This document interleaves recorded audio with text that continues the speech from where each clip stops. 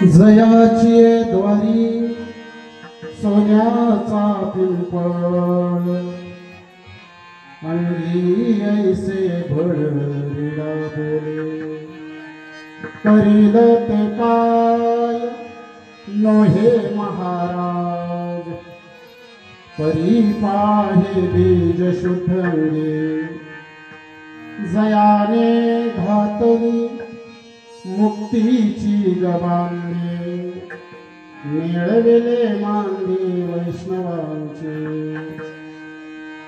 करील ते काय नोहे महाराज परी पाहे बीज शुद्धंगे तुका म्हणे तेथे सुखा कायवणे राहे समाधान चित्ताची करील ते काय नोहे महाराज परी पाहे बीज शुद्ध लोकाभिराम मृणधीरम राजीवनेत्रं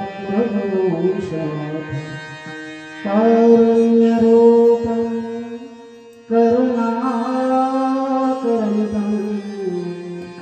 श्रीरामचन्द्रं शरणं प्रपद्ये लोकाभिरामं रणरङ्गधीरं राजीवनेत्रं रघुवंशनाथं कारुण्यरूपं करुणाकरन्तं श्रीरामरूपं शरणं प्रपद्ये महायोगपीठे तटे भीमरथ्यां वरं पुण्डरीकाय दातुं मुनीन्द्र समागत्य तिष्ठन् समानन्दकन्दं लिङ्गं भजे पाण्डुरङ्गं पाण्डुरङ्गा करू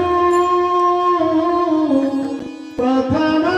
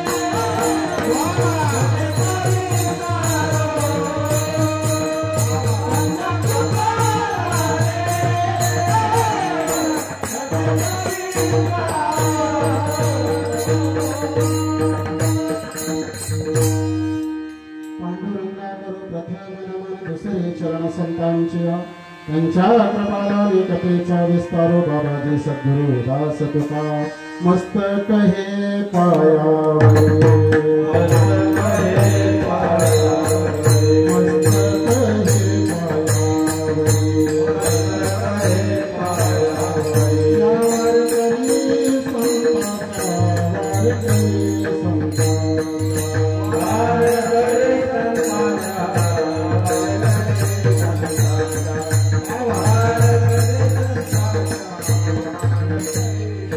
Hey,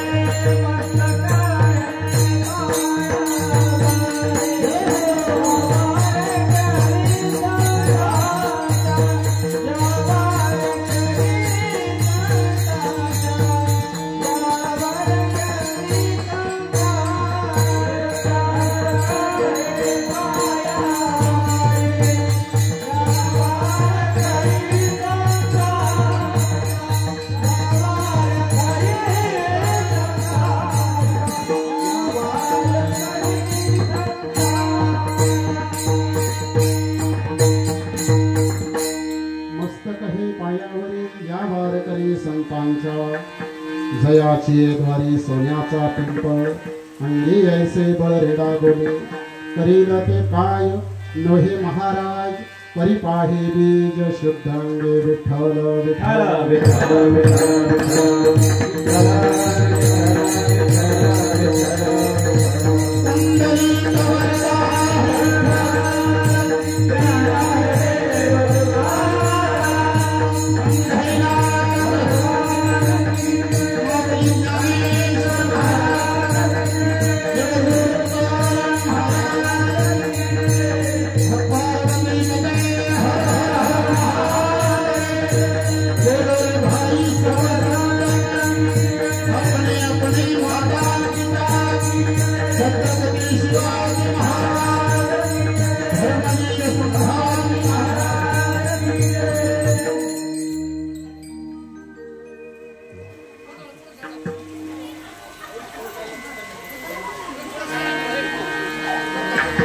आता माझ्याकडे लक्ष द्यावर सर्व.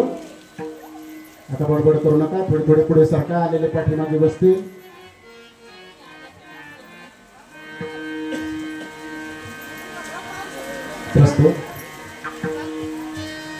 कीर्तन रूपी सेवेसाठी घेतलेला अभंग देहूची असणारे सुप्रसिद्ध साधू वैराग्याचे शिरोमणी जगद्गुरु तुकाराम महाराज चार चरणाचा सुंदर असा आणि जवळजवळ सगळ्यांच्या पाठातला अभंग आहे. आजच्या सेवेसाठी घेतला. या अभंगातनं जगद्गुरु तुकाराम महाराज ज्ञानोबारायांची असणारी श्रीमंती आणि ज्ञानोबारायांचं असणार सामर्थ्य या अभंगातनं प्रतिपादन करतायत महाराज. विठ्ठल विठ्ठल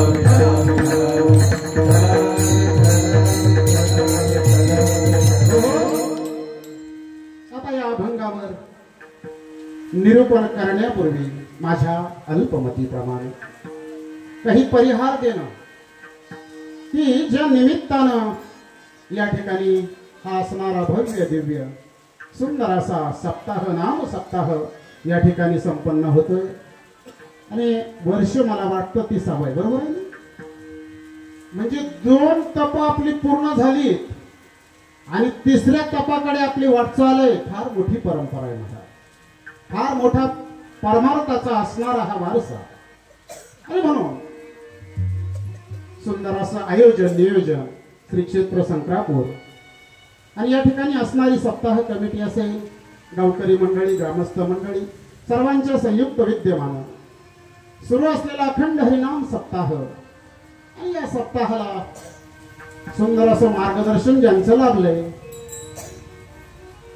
ते असणारे आमचे गुरुबंधू हरिभक्तीपरायण सुभाष महाराज दाते आणि ज्यांची कृपाशीर्वाद आहेत या सप्ताहासाठी आमचे गुरुवर्य.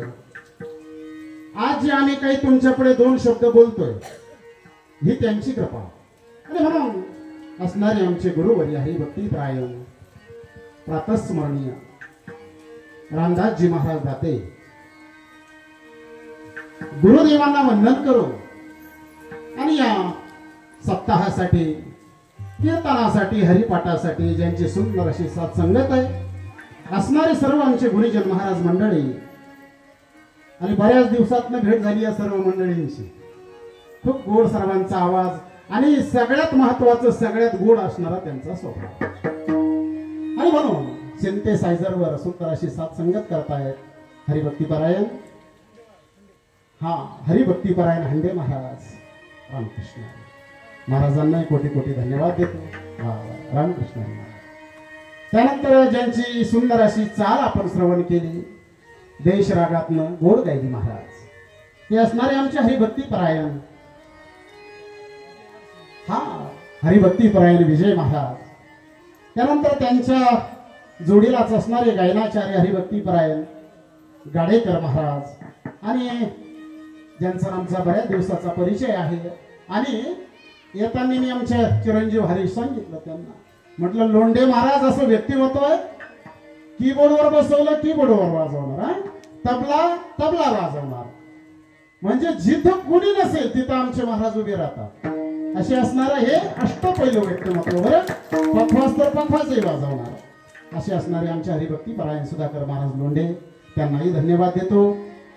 त्यानंतर इकडे आमचे आपल्या परिसराचं वैभव बरं साहेबराव महाराज पागिरे, फार मोठं व्यक्तिमत्व महाराज, निष्ठावंत वारकरी होते आणि त्यांचे असणारे चिरंजीव हरिभक्ती परायण आमचे पागिरे फिटर या ठिकाणी आले, नंदूभाऊ, त्यांनाही धन्यवाद देतो.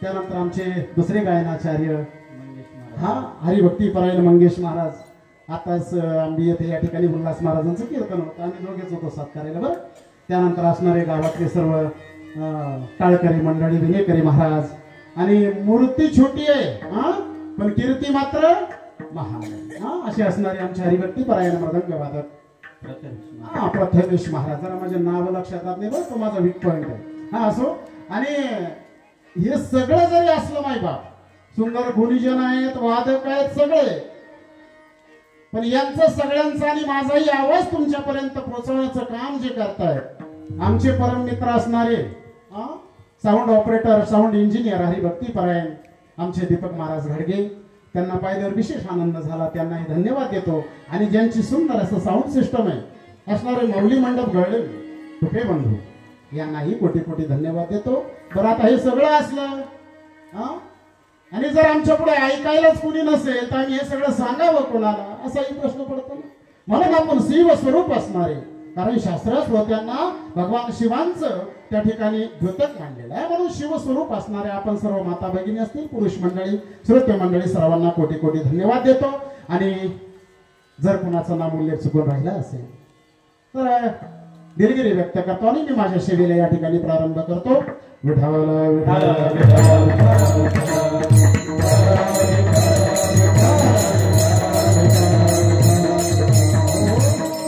आणि ज्याच्या वेळेस भजन होईल त्या वेळेस हातानं सुंदर अशी टाळी वाजवायची आहे, मुखानं नामस्मरण करायचंय. त्यासाठी हा सगळं खर्च आहे महाराज, त्यासाठी हे सगळे तास आहे की आपल्याला नामस्मरणाची सवय लागावी. येणारी जी तरुण पिढी आहे, हे जे बाल गोपाल आहेत, यांच्यासाठी सगळा हा खर्च आहे. आणि आहेत लहान मुलं सुद्धा आहेत, तरुण मंडळी सुद्धा आहेत.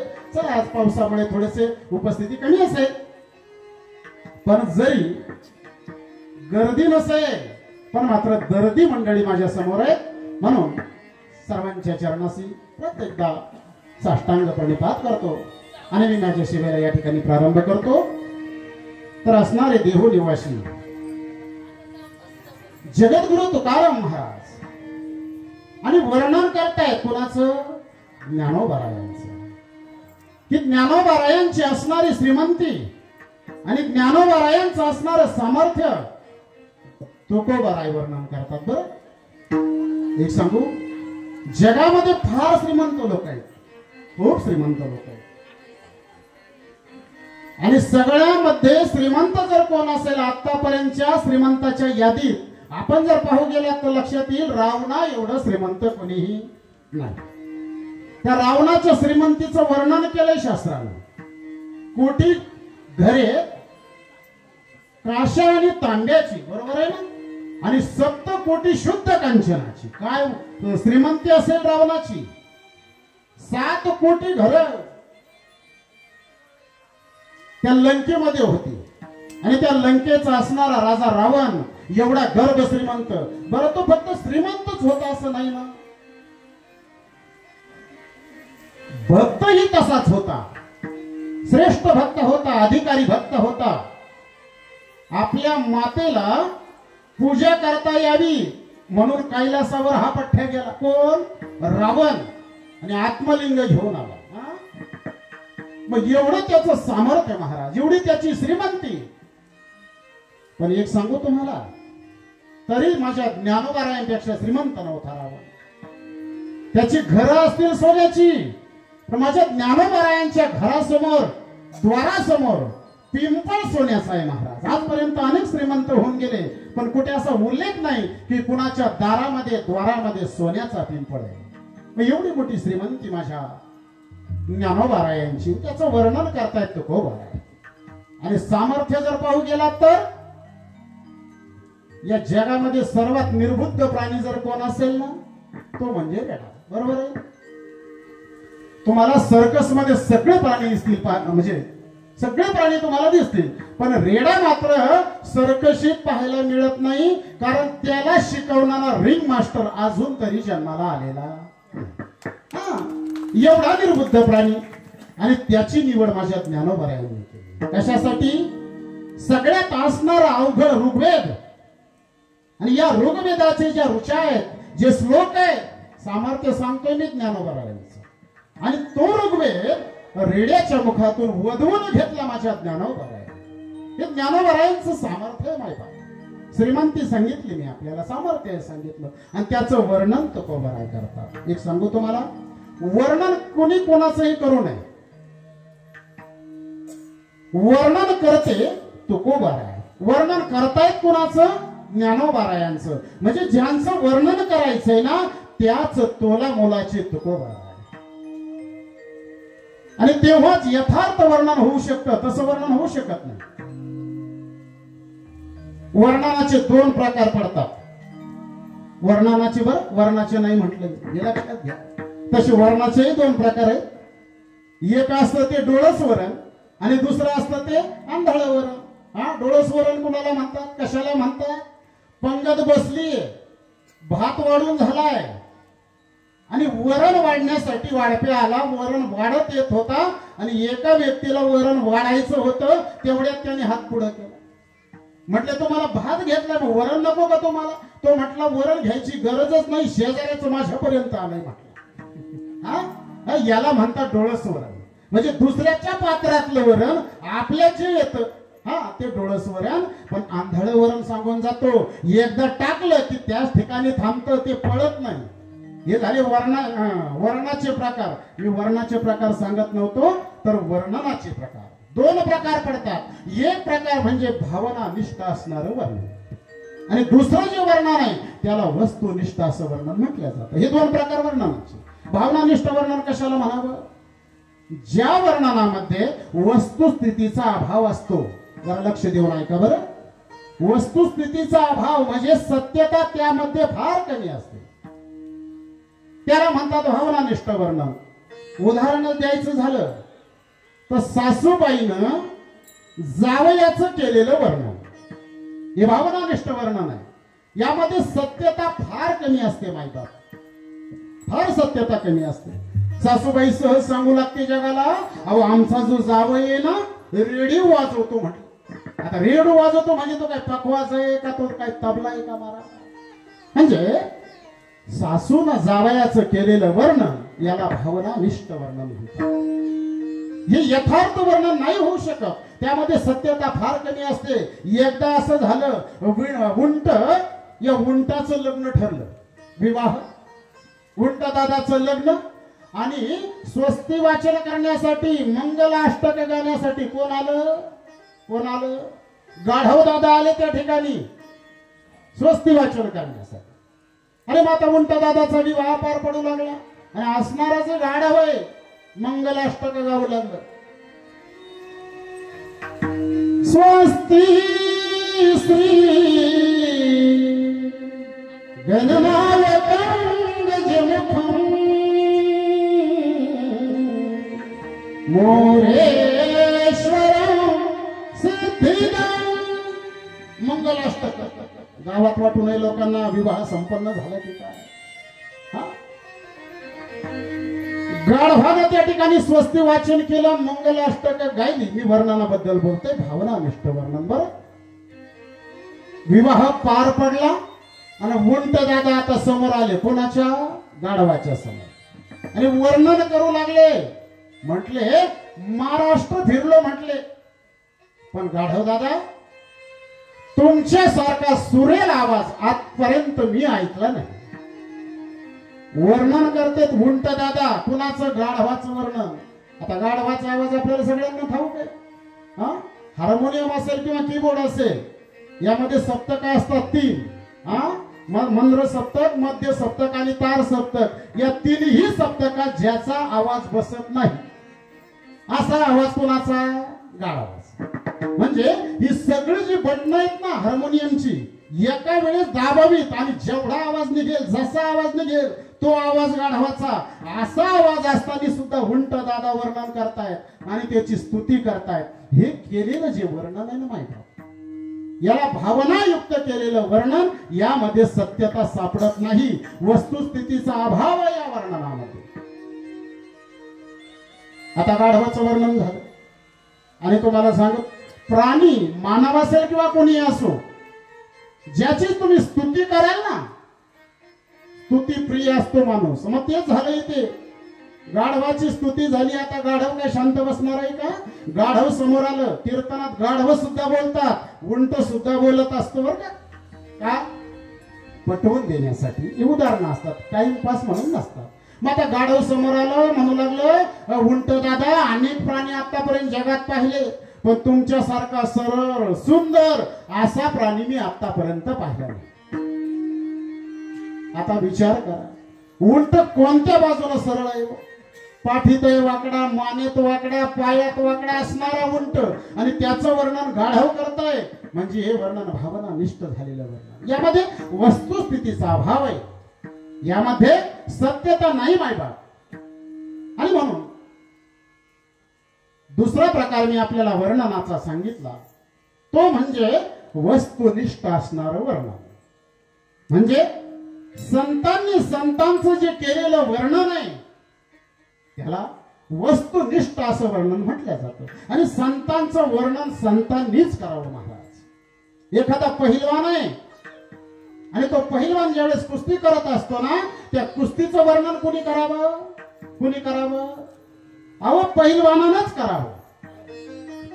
तो कोणत्या प्रकारचे डावपेच खेळतोय, कशा पद्धतीने कुस्ती खेळतोय, याचं वर्णन करावं पहिलवानानं. आणि त्या वर्णनाला वस्तुनिष्ठ असं वर्णन म्हटलं जातं. त्यामध्ये सत्यता असते. आणि म्हणून साधू संतांचं जेव्हा वर्णन करायचं असतं, त्यावेळेस वर्णन करणारे सुद्धा संतच असावे लागतात महाराज. तो का म्हणे भावे ते आपण, तू का म्हणे भावे ते आपण,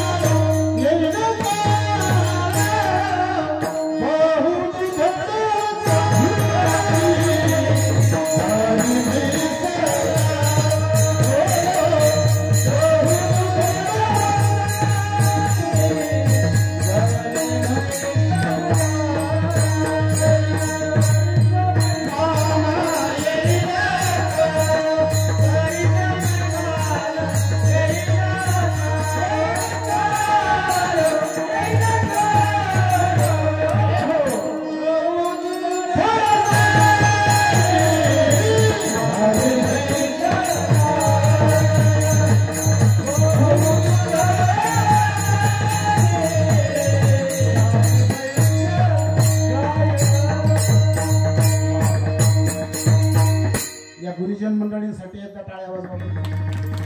फार सुंदर गुरुजन मंडळी मिळाले तुम्हाला महाराज. म्हणून तो काय म्हणे, अंगी व्हावे ते आपण, तरीच महिमान येईल कळो.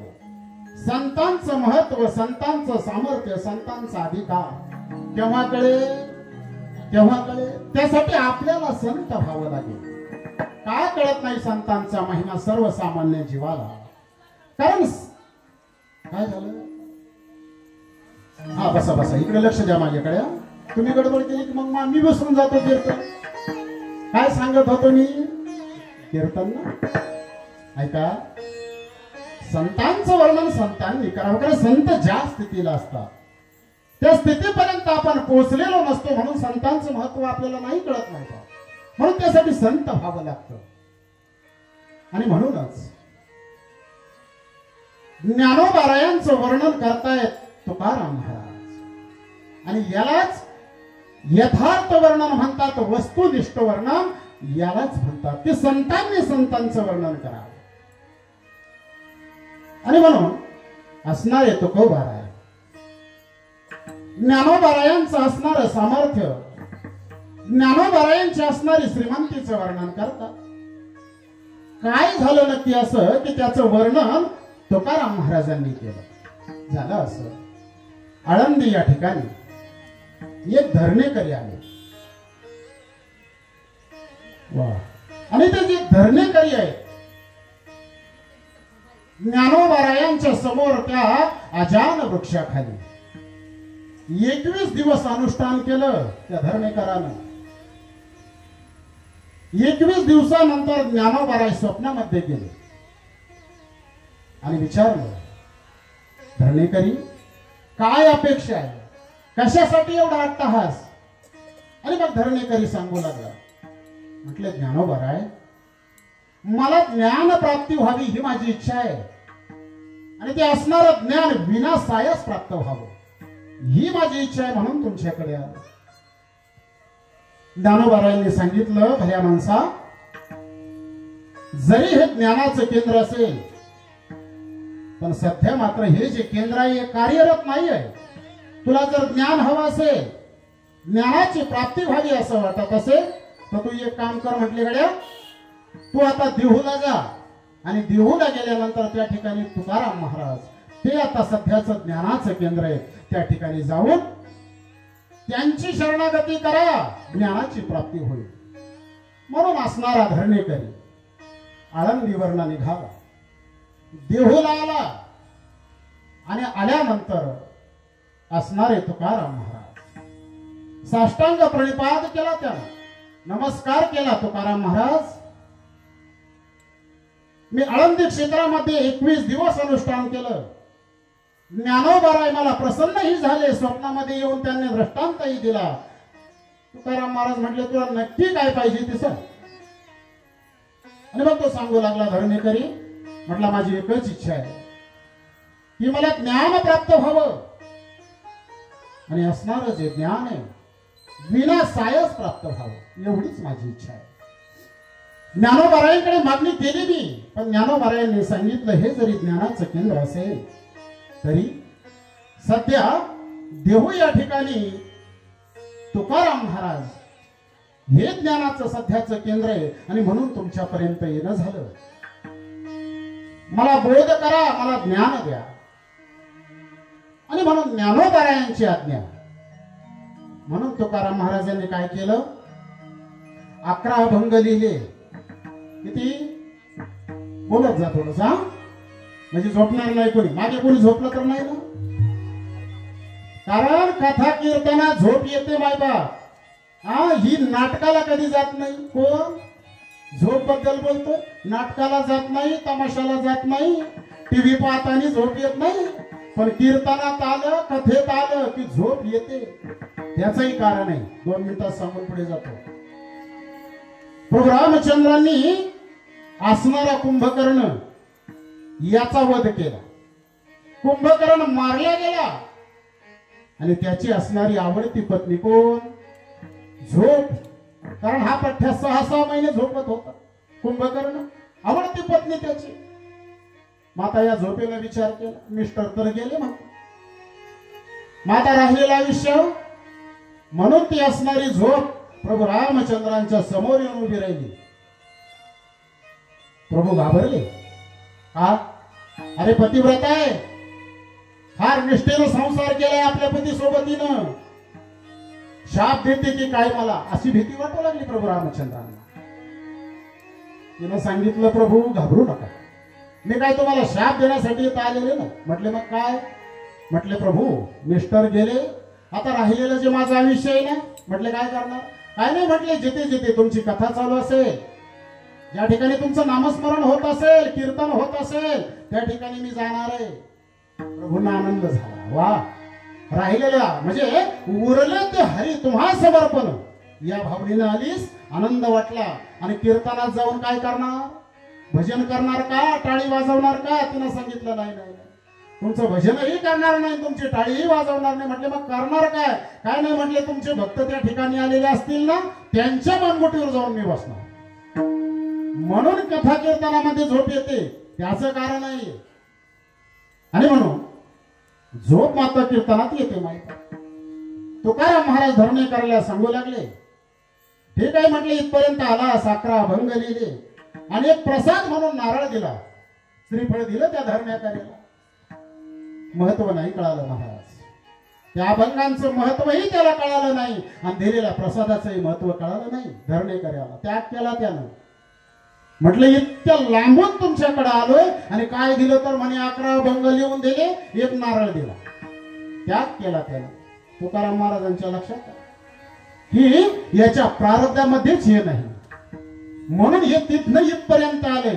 आळंदी सारख्या ठिकाणावर इथपर्यंत आलं, त्याचं कारणच आहे याच्या प्रारब्धात या गोष्टीच नाहीये म्हटले. आणि म्हणून त्या धरणेकऱ्याला बोलू लागले तुकाराम महाराज. म्हटले वेड्या माणसा, अरे ज्या गोष्टीसाठी माझ्यापर्यंत आलास, कशासाठी आलास? कशासाठी आला होता तो? ज्ञान प्राप्तीसाठी आला होता ना. अरे माझ्याकडे ज्ञानासाठी आला. ज्या ठिकाणाहून आला ते कोण आहे तुला माहित आहे का?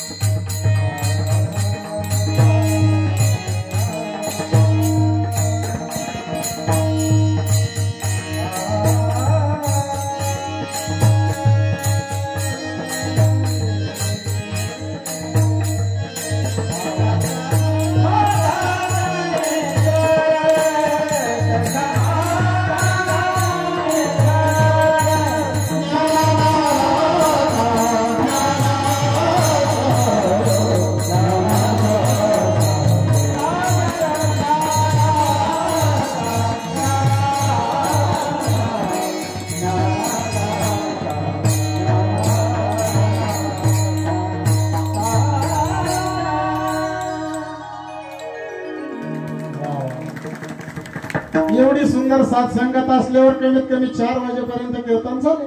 हा घाबरे होऊ नका बरं, वेळ सोडणार आहे मी. सखा माझा इको द्या थोडा, सखा माझा ज्ञानेश्वर ज्ञानेश्वर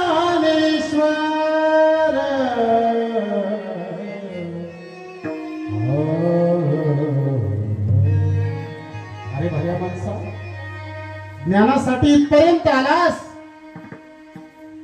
ज्या ठिकाणाहून तू आलास ते तर ज्ञानाचे सागर आहे आणि तिथून इथपर्यंत आलास. आणि म्हणून तुकाराम महाराज त्या धरण्याकऱ्याला सांगू लागले, विड्या, अरे ज्या ठिकाणाहून तू आलायस, कुठून आलास? ज्ञानोबरायांकडनं. थोडासा इको राहू दे बेटा, थोडस. त्या ज्ञानोबरायांचं असणारं सामर्थ्य आणि त्या ज्ञानोबरायांची असणारी श्रीमंती, अरे तुला त्या गोष्टीची कल्पना नाही, ती गोष्ट तुला माहित नाही, म्हणून इथपर्यंत आलास. आणि ज्ञानोबरायांच्या श्रीमंतीचं आणि ज्ञानोबरायांच्या सामर्थ्याचं वर्णन माझे तुकोबराय भंगाच्या प्रथम चरणात करतात.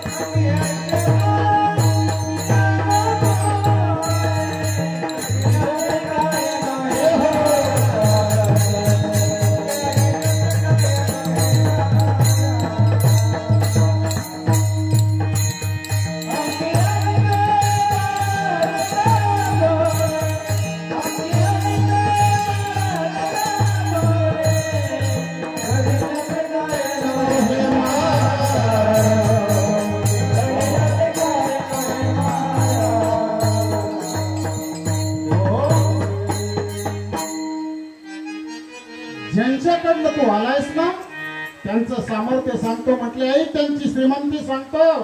ते ज्ञानोबरायांच्या दारामध्ये प्रत्यक्ष सोन्याचा पिंपळ आहे म्हटले. आणि म्हणून आता श्रोते मंडळींनी हे श्रवण केल्यानंतर प्रश्न पडेल, जे आळंदीला आतापर्यंत कधी गेलेच नाही ते मान्य करतील की ज्ञानोबरायांच्या द्वारामध्ये सोन्याचा पिंपळ आहे. पण जे आळंदीला जाऊन आले, ज्यांनी आळंदी पाहिली, ते म्हणतील, महाराज, अहो आम्ही पिंपळ पाहिलाय, तो ज्ञानोबरायांच्या द्वारामध्ये असणार, तो तर सोन्याचा नाही आहे. आणि वर्णन कसं काय करतात तुकोबराय की तो सोन्याचा पिंपळ आहे. आणि बरं झालं सोन्याचा नाही तेच, नाही तर जाणारे वारकरी पोलिसाकडे वशिला लावून काहीतरी करून एक तरी पान घेऊनच आले असते महाराज. 60-70 रुपये 10 ग्रॅमला लागतात ना. आणि मग तुम्ही सांगताय की सोन्याचा पिंपळ आहे, आम्ही आळंदीला जाऊन आलोय, आम्हाला तर काही सोन्याचा पिंपळ त्या ठिकाणी दिसला नाही. आपल्याकडे जसे पिंपळ आहे तसंच तो पिंपळ आहे, मग सोन्याचा पिंपळ कसा? तर सोन्याचा पिंपळ आपल्याला दोन अर्थाने पाहता येईल. दोन अर्थाने शास्त्र किंवा असणारे संत महात्मे त्याचं वर्णन करतायत की हा सोन्याचा पिंपळ कसा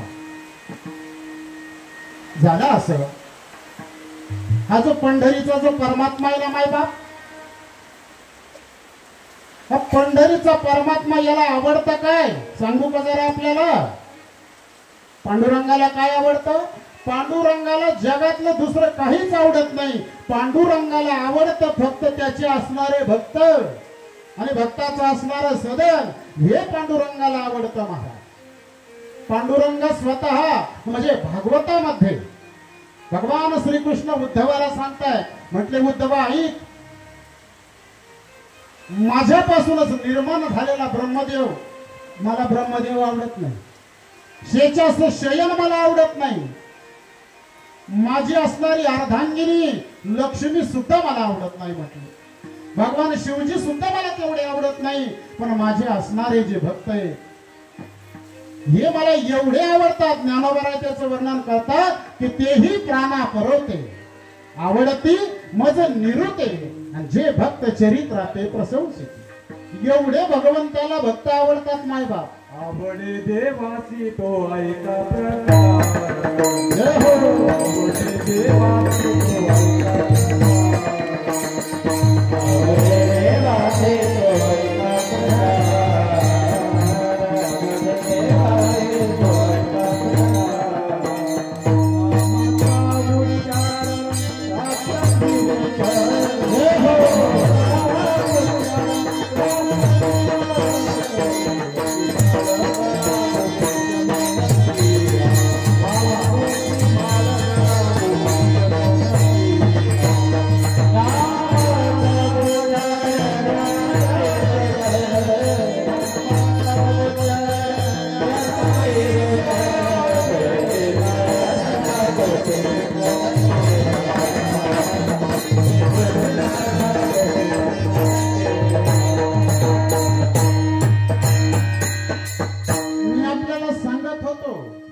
भगवंताला वैकुंठ सुद्धा आवडत नाही महाराज।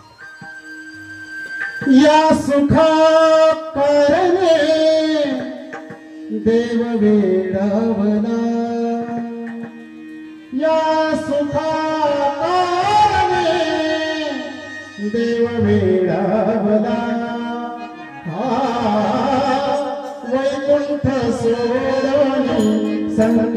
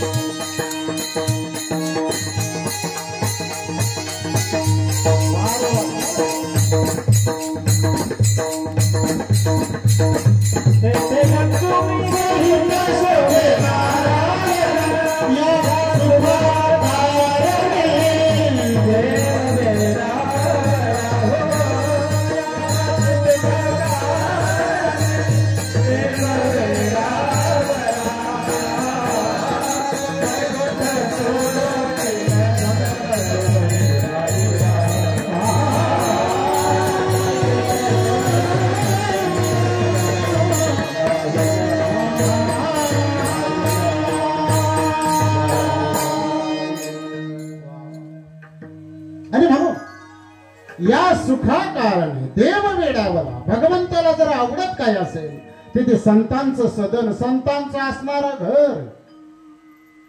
आणि म्हणून पंढरीश परमात्मा पंढरपूरवरनं निघाले। मी सोन्याचा पिंपळ सांगतोय आपल्याला, लक्षात ठेवा, कीर्तनाकडे लक्ष असू द्या। पंढरपूरवरनं निघाले ज्ञानोबारायांना भेटण्यासाठी, आले आळंदीला। आल्यानंतर आता एक तुम्हाला सांगून जातो, लक्ष्मीच्या मागे धावत जाऊ नका। नारायणाची जर प्राप्ती तुम्ही करून घेतली ना, तर त्या नारायणाच्या सोबत लक्ष्मी ही येतच असते। मागे मागेच असते, सोडत नाही नारायणाला कधी। अर्धांगिनी ना ती कशी सोडेल? म्हणून लक्ष्मीच्या मागे पळत जाऊ नका। लक्ष्मीच्या मागे जर पळाल तर नारायण दुरावला जाईल, पण नारायणाच्या मागे पळाल तर लक्ष्मी आपोआप येते, बोलवण्याची गरज नाही। माहिती तुम्ही म्हणाल नारायणाची भक्ती केली नारायणाचं नामस्मरण केलं, लक्ष्मी येते. मग तुमचे जे संत मंडळी होते ते गरीब का होते, त्यांच्याकडे संपत्ती का नव्हती, त्यांच्याकडे लक्ष्मी का आली नाही? प्रश्न पडू शकतो ना माय बाप. तुम्हाला एक सांगू, त्यांच्याकडे लक्ष्मी आली पण त्यांनी तिचा स्वीकार केला नाही. लक्ष्मीचा म्हणजे धनाचा त्याग माझ्या संत महात्म्यांनी केला, कारण धनामध्ये 15 नर्थ आहे म्हणून धनाचा त्याग केला. आणि नारायण आपल्यासाठी, कारण धनात जर तुम्ही अडकलात तर नारायणापासून दूर जाण्याची शक्यता आहे. म्हणून नारायणाला भजावं. तुम्ही आता तुकाराम महाराजांचं जर उदाहरण द्यायचं झालं, तुकाराम महाराजांनी आयुष्यभर काय केलं? काय केलं? भजनच केलं ना, भगवंताचं नामस्मरणच केलं ना माय बाप. संसाराची होळी केली माझ्या तुकोबारायांनी. धन नव्हतं असं नाही, गर्भश्रीमंत होते तुकोबारा. असणारा धन दुष्काळामध्ये जगाला वाटून दिलं. 750 एकर जमीन होती तुकाराम महाराजांना. एवढी वाटून दिली जगासाठी. बरं, एवढं झाल्यानंतर, गरिबी आल्यानंतर सुद्धा लक्ष्मी आलीच महाराज. आली नाही असं नाही, पण त्याग केला. शिवाजी महाराजांच्या माध्यमातून लक्ष्मी आली नाही का? शिवाजी महाराजांनी नजराना पाठवला होता. गावातल्या सरपंचांनी नाही, मुख्यमंत्र्यांनी पाठवलेले 3000 रुपये नाही, राजांनी पाठवलेला नजराना होता तुकाराम महाराजांना. अहो, परातीच्या पराती भरून हिरे, माणिक, मोती, सुवर्ण पाठवलं होतं तुकाराम महाराजांसाठी. जेव्हा समजलं शिवाजी महाराजांना माझ्या तुकोबारायांचे हाल होतात, म्हणून धन पाठवलं. उत्तर काय दिलं तुकाराम महाराजांनी? सोने रुपये आम्हा आम्हा मृत्यू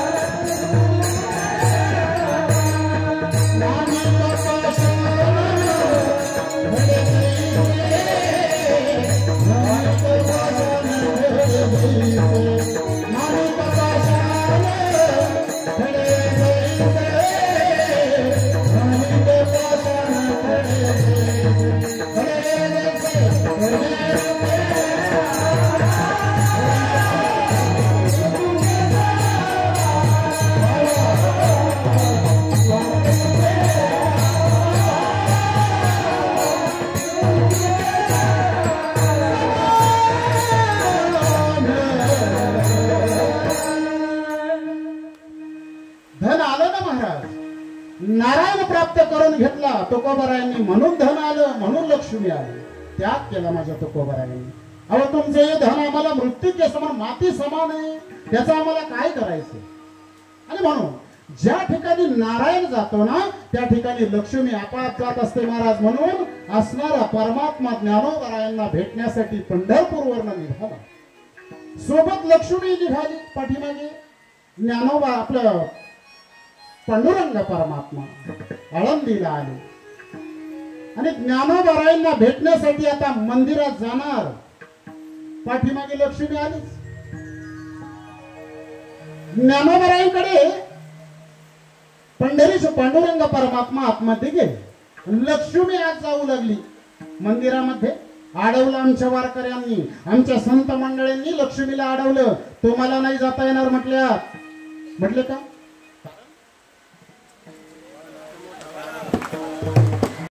प्रयत्न करणार. सांगत होतो मी आपल्याला, ज्ञानोबारायांच्या मंदिरामध्ये पांडुरंगाने प्रवेश केला. त्यांच्या पाठीमागे लक्ष्मी जाऊ लागली. वारकऱ्यांनी अडवलं. म्हटले आमच्या संतांना लक्ष्मीची म्हणजे धनाची गरज नाही, कारण हे 15 अनर्थ आहेत. म्हणून तर आमच्या साधू संतांनी धनाचा त्याग केला ना महाराज. आणि म्हणून लक्ष्मीला मात्र आज जाऊ दिलं नाही वारकऱ्यांनी, संतांनी. आणि पांडुरंग परमात्मा आतमध्ये गेले ज्ञानोबारायांना भेटण्यासाठी. आणि मग लक्ष्मी माता बाहेर उभे आहेत. बऱ्याच वेळ वाट पाहिली, परमात्मा काही बाहेर येत नाही. कारण भगवंताला भक्ताच्या भेटीमध्ये जे सुख मिळतं ते कुठेच मिळत नाही. आणि म्हणून पांडुरंग परमात्मा आत आहे मंदिरात आणि लक्ष्मी बाहेर आहे. आणि म्हणूनच ज्या ठिकाणी परमात्मा असतो, नारायण असतो, त्या ठिकाणी लक्ष्मीला राहावंच लागतं. नवे नवे नारायणाला सोडून लक्ष्मी राहतच नाही. ज्या पद्धतीने आपली सावली आपल्याला सोडून राहत नाही, त्याच पद्धतीने भगवंताला सोडून लक्ष्मी राहत नाही. म्हणून भगवंत काही बाहेर येत नाही, लक्ष्मीला काही आत जाता येणार. आणि मग तीच असणारी लक्ष्मी म्हणजे धन म्हणजे सुवर्ण, ती लक्ष्मी पिंपळाच्या रूपानं नामदेव आपलं ज्ञानेश्वर महाराजांच्या द्वारासमोर पिंपळ होऊन लक्ष्मी उभी राहिली. ती पिंपळ म्हणजे लक्ष्मी आहे. आणि म्हणूनच लक्ष्मी म्हणजे धन सुवर्ण म्हणजे सुवर्णाच्या रूपामध्ये, त्या पिंपळाच्या रूपामध्ये प्रत्यक्ष लक्ष्मी बाहेर उभी आहे, ज्ञानोबारायांच्या बाहेर. आतमध्ये परमात्मा आहे. हा एक अर्थ होतो का तो पिंपळ म्हणजे प्रत्यक्ष लक्ष्मी आणि लक्ष्मी पिंपळाच्या रूपाने प्रगट झाल्या आणि त्या ठिकाणी थांबल्या. हा एक अर्थ आहे. आणि अजून एक अर्थ असा होतो सुवर्ण पिंपळाचा की सुवर्ण पिंपळ म्हणजे संतांच्या दारातलं सुख. कारण संतांच्या संगतीत काय मिळतं महाराज? संतांच्या संगतीत सुखाचीच प्राप्ती होते. सुख आपल्याला जीवनामध्ये दोनच ठिकाणी मिळतं. संसारात सुख समाधान शांती हे शब्द संसारातले नाहीच महाराज. किती शोधण्याचा प्रयत्न करा पण सुख मात्र संसारात मिळत नाही. सुखाचा विचार नाही कोणते, सुखाचा विचार नाही कोणते, सुखाचा विचार नाही कोणते, सुखाचा विचार नाही कोणते.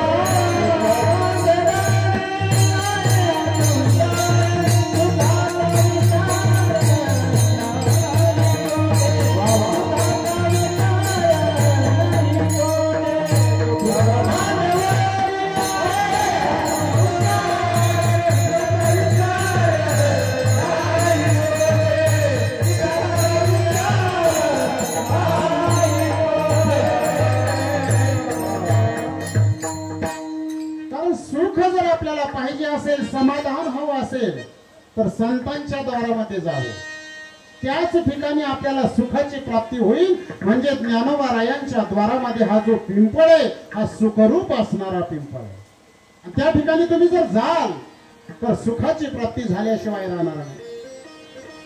संत संगतीचे काय सांगू सुख, संत संगतीचे काय सांगू सुख.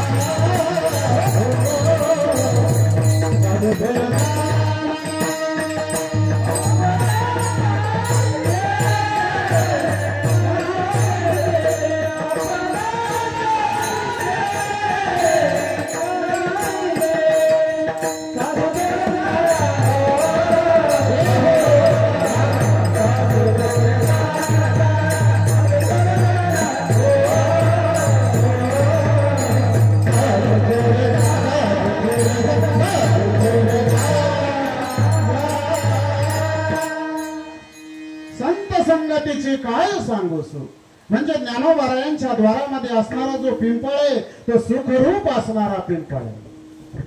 आणि त्याची प्राप्ती जर करायची असेल तर साधूच्या संतांच्या संगतीमध्ये आपल्याला जावं लागेल. कारण अभंगाचे काही जे अर्थ आहेत ते शब्दाने जर तुम्ही लावायचा प्रयत्न केला तर त्याला काही जे अर्थ आहेत ते लक्षार्थाने पाहावे लागतात. शब्द म्हणजे शब्दशः अर्थ जर तुम्ही करू गेलात तर तुम्हाला त्याचा अर्थ लागणार नाही. पण काही गोष्टींचं हे लक्षणार्थाने त्याची ओळख करून घ्यावी लागते. आता विचार करा ना, शब्दशः अर्थ जर घेतला आपण, आता समजा या ठिकाणी हार्मोनियम वाजवायची, आपण काय म्हणतो बरं, काय म्हणतो, अहो चला महाराज हार्मोनियमवर बसा म्हणतो की नाही, हार्मोनियमवर बसाच म्हणतो ना आपण. मग आता त्यांनी यायचं हार्मोनियमवरती बसायचं का? नाही, त्याचा अर्थ तसा नाही. बोलण्यातून झालं, शब्दशः अर्थ जर घ्याल तर पेटी वरती बसावं लागेल, अर्थ तसा नाही. पेटीच्या समोर बसून पेटी वाजवा असा त्याचा अर्थ आहे. समजा माता भगिनी इकडे समोर आले तरी चालेल, समोर बसायला तुम्ही, उठूनच या समोर, माझ्या या समोर, हा इकडनं बसा पाहिजे, या इकडनं. 10 मिनिटं राहिले आपल्याकडे, 2 मिनिटात आता मी पहिल्या चरणावरती बोलणार आहे. आता माझ्याकडे वेळ नाहीये, बोलण्यासारखं खूप आहे, पण काही अडीअडचणीमुळे आपल्याकडे वेळ जरा कमी पडलाय. असो, मी सांगत होतो आपल्याला की काही गोष्टींचा जो अर्थ आहे तो शब्दशः लावता येत नाही, लक्षार्थानं त्याचं वर्णन करावं लागतं.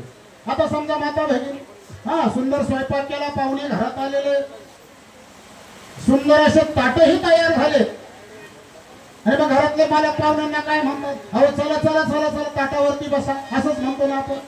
माझ्या ताटावरती जाऊन बसायचं का? नाही ना माहिती, ताटाच्या समोर बसून भोजन करायचं असं त्याचा अर्थ होतो. आणि मग हा सुद्धा अर्थ तोच आहे की सोन्याचा पिंपळ जो म्हटलंय, प्रत्यक्ष सोन्याचा पिंपळ नाही, तो सुखरूप असणारा पिंपळ आहे. लक्ष्मी माता पिंपळाच्या रूपानं त्या ठिकाणी उभी आहे. आणि म्हणून ज्ञानोबरायांची श्रीमंती सांगत असताना तुकोबराय वर्णन करतात, ते सर्वसामान्य म्हणजे गरीब नाहीत, ते त्यांची श्रीमंती जर पाहायची असेल तर त्यांच्या द्वारामध्ये सोन्याचा पिंपळ आहे. आणि म्हणून आणि ज्ञानोबरायांमध्ये काय सामर्थ्य आहे,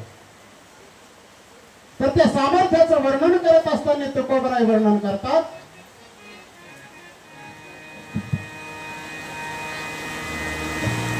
अंगी ऐसे बळ रेडा बोले, रेडा बोले, अंगी ऐसे बळ रेडा बोले, अंगी ऐसे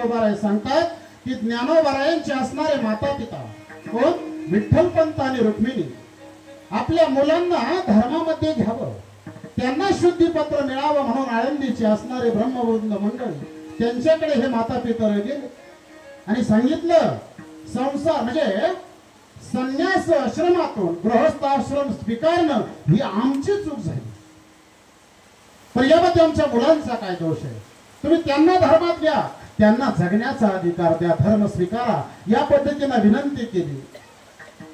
पण असणारे आळंदीकर ब्रह्ममंडळी त्यांनी सांगितलं, मुलांना जर शुद्धीपत्र हवं असेल, धर्मात घ्यावा असं वाटत असेल तर एकच करा, तुम्हाला देहांत प्रायश्चित्त घ्यावं लागेल, देह त्या ठिकाणी विसर्जित करून देह शुद्ध करावे लागेल, तेव्हा तुमच्या मुलांना शुद्धीपत्र मिळेल.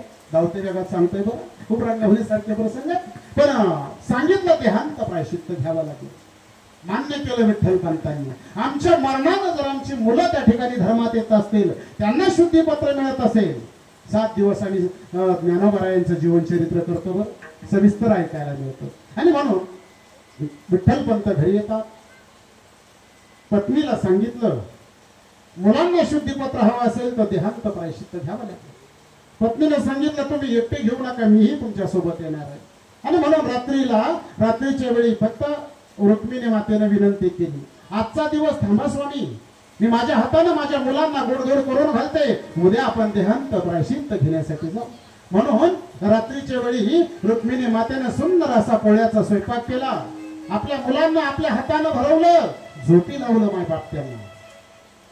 आणि त्या ठिकाणाहून विठ्ठल पंताने रुक्मिणी माता जड पावलाने निघाले, मागे पुढे पाहत, मागे पुढे पाहत. वारकरी संप्रदायाचं जे मंदिर उभं राहिलं ते असं सहज नाही उभं राहिलं महाराज. या दोन जीवात्म्यांनी आपलं बलिदान त्या ठिकाणी दिलं. कुणी? विठ्ठल पंत आणि रुक्मिणी आई साहेबांनी आपले प्राण अर्पण केले. आणि मग हे असणार वारकरी संप्रदायाचं जे मंदिर आहे ते उभं राहिलं महाराज. आणि त्याचे पाया झाले माझे ज्ञानोबा आणि कलश स्थानी माझे तुकोबा. पण दोन बळी गेले असतील तर ते ज्ञानेश्वर महाराजांची आई वडील. आणि मग हे वारकरी संप्रदायाचं मंदिर उभं राहिलं. त्रिवेणी संगमावरती गेले, डोळे झाकले, नैनम छंदंती शस्त्रानी नैनम दहती पावकहा. स्लो हसलो गात गात दोघांनी इंद्रायणी होती त्या त्रिवेणी संगमात उड्या मारल्या महाराज. आमचे गुरुवारी अण्णा सांगतात आत्महत्या जीवनात कधी कधी करू नये, पिशाची योनीला जावं लागतं. मग तुम्ही म्हणाल विठ्ठल पंतांनी आणि त्यांनी काय केलं?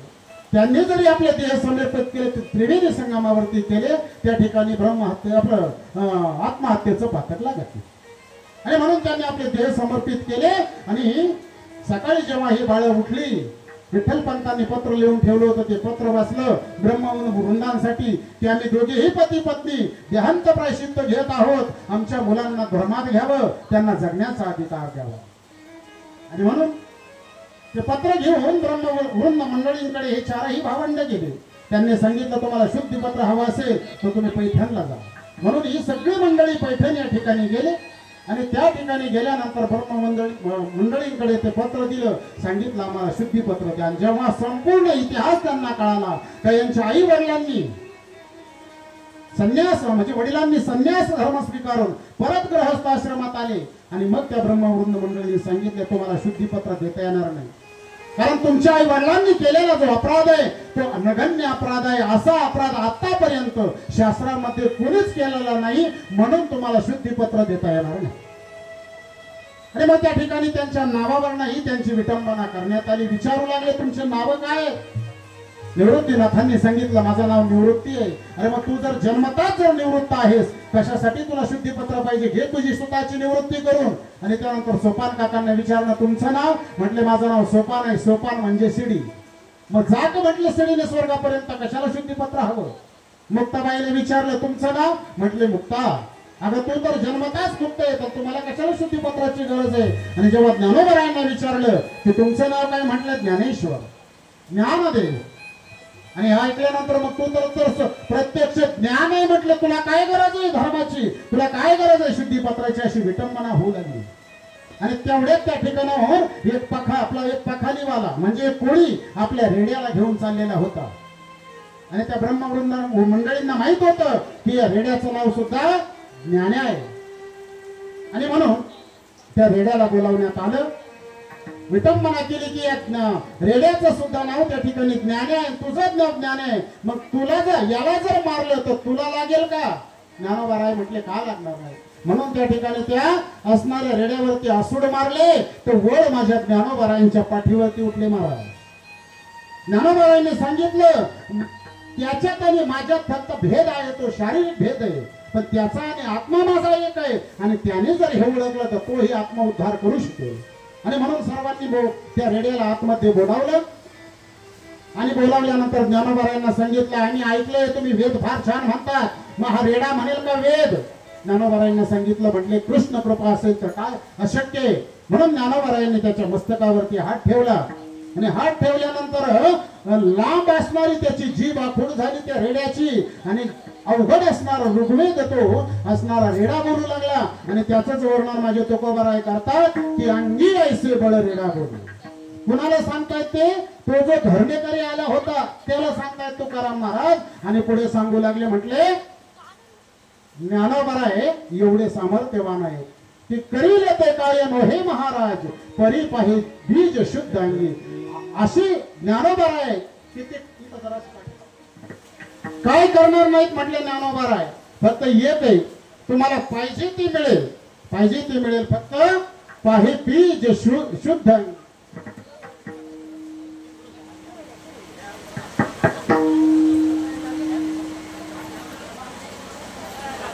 तुकाराम महाराज सांगू लागले, पण त्याच्यासाठी बीज शुद्ध पाहिजे. साधूकडे संतांकडे जात असताना तुम्ही जर तर्क करून गेलात, तर्काने गेलात, अविश्वासाने गेलात, शंका घेऊन जर साधूकडे गेला तर मग मात्र प्राप्ती होणार नाही. तिथे जात असताना शुद्ध अंतःकरणाने जावं, अशा पद्धतीने वर्णन करून सांगू लागले. आणि पुढे सांगतायत की जयाने घातली मुक्तीची गवांधी, मेळविली मांदी वैष्णवांची. ज्ञानोबारायांमध्ये एवढं सामर्थ्य आहे म्हटले, वैष्णवांना एकत्र केलं, मुक्तीची पंगत माझ्या ज्ञानोबारायांनी दिली. तुम्ही म्हणाल आमच्यासाठी नाही का ती पंगत? सांगू तुम्हाला कोणती पंगत आहे आपल्यासाठी. ज्ञानेश्वरी म्हणजे मुक्तीची गवांधी आहे, हरिपाठ म्हणजे मुक्तीची गवांधी आहे आपल्यासाठी. ज्ञानोबारायांचे असणारे अभंग, चांगदेव 65 असेल, अमृतानुभव असेल, ही आपल्यासाठी मुक्तीची गवांधी आहे. त्या पद्धतीने आपलं जर आचरण आपण केलं तर आपणही मुक्त होऊन जाऊ शकतो महाराज. आणि म्हणूनच तुकाराम महाराज शेवटच्या चरणामध्ये सांगतात, म्हणे ते